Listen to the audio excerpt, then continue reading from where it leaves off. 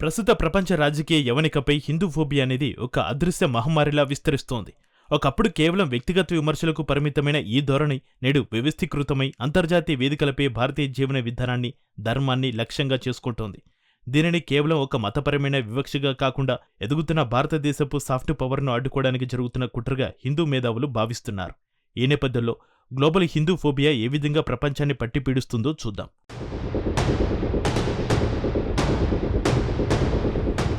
అంతర్జాతీయ మీడియా నేడు హిందూ ధర్మాన్ని ఒక ప్రతికూల కోణంలో చిత్రించడమే లక్ష్యంగా పెట్టుకుంది.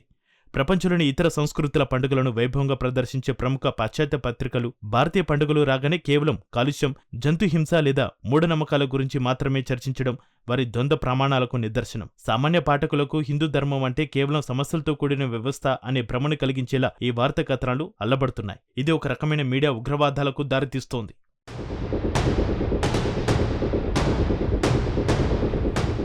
విద్యారంగంలో కూడా హిందూ ఫోబియా వెల్లునుకుపోవడం ఆందోళనకరమైన విషయం. విదేశీ విశ్వవిద్యాలయాల్లోని దక్షిణాసియా విభాగాలు హిందూ ధర్మాన్ని కేవలం కుల వివక్ష, పితృస్వామ్య చట్రంలోనే విశ్లేషిస్తున్నాయి.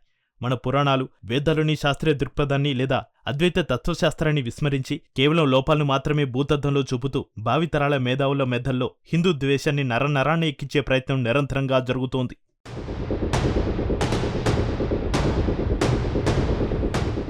డిజిటల్ మీడియా వేదికలు హిందూ జీవన విధానాన్ని కించపరచడానికి ప్రధాన అస్త్రాలుగా మారాయి. సోషల్ మీడియాలో హిందూ దేవులను అసభ్యంగా చిత్రీకరించడం లేదా హిందూ సాంప్రదాయాలను వెనుకబాటుతనానికి చిహ్నాలుగా చూపడం ఒక ఫ్యాషన్గా మారింది. అంతర్జాతీయ ఓటీటీ సంస్థలు సైతం తమ వెబ్ సిరీస్లలో హిందూ పాత్రలు హింసాత్మకమైనవిగా లేదా అరాచకవాదులుగా చూపిస్తూ గ్లోబల్ ఆడియన్స్ మనసులో హిందూ ధర్మం పట్ల ఒక రకమైన భయాన్ని, అసహ్యాన్ని పరోక్షంగా ఇంజెక్ట్ చేస్తున్నాయి.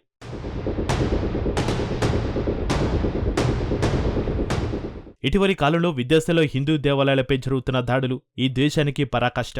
బ్రిటన్, కెనడా, ఆస్ట్రేలియా వంటి దేశాల్లో హిందూ సమాజాన్ని లక్ష్యంగా చేసుకుని జరుగుతున్న దాడుల వెనుక స్థానిక రాజకీయ ప్రయోజనాలు, వేర్పాటువాద శక్తుల మద్దతు స్పష్టంగా కనిపిస్తోంది.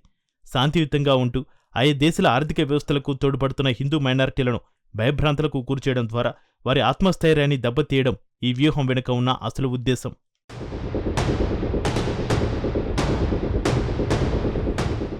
హిందూ ఫోబియా వెనుక ఒక బలమైన భౌగోళిక రాజకీయ కుట్ర కూడా దాగి ఉంది. భారతదేశం ఒక విశ్వగురువుగా, బలమైన ఆర్థిక శక్తిగా ఎదుగుతుంటే సహించలేని కొన్ని శక్తులు భారత పునాది అయిన హిందూ ధర్మాన్ని బలహీనపరచాలని చూస్తున్నాయి. ఒక దేశం తన సాంస్కృతిక అస్తిత్వాన్ని కోల్పోతే ఆ దేశాన్ని లొంగదీసుకోవడం సులభమని వారు భావిస్తున్నారు.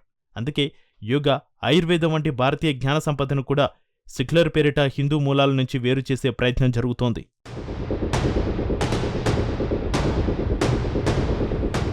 హిందూ యువతలో ఆత్మన్యూన్యత భావాన్ని కలిగించడం ఈ ఫోబియా మరో ప్రమాదకరమైన కోణం. నిరంతరం తమ సంస్కృతిపై జరుగుతున్న దాడిని చూసి విదేశాల్లో ఉండే హిందూ విద్యార్థులు తమ గుర్తింపును బయటకు చెప్పుకోవడానికి భయపడుతున్నారు. తమ పూర్వీకుల గొప్పతనాన్ని తెలుసుకోకుండా పాశ్చాత్యులు సృష్టించిన తప్పుడు కథనాలనే నిజమని నమ్మేలా వారిని ప్రభావితం చేయడం వల్ల ఒక తరం మొత్తం తన మూలాలకు దూరమయ్యే ప్రమాదం ఉంది.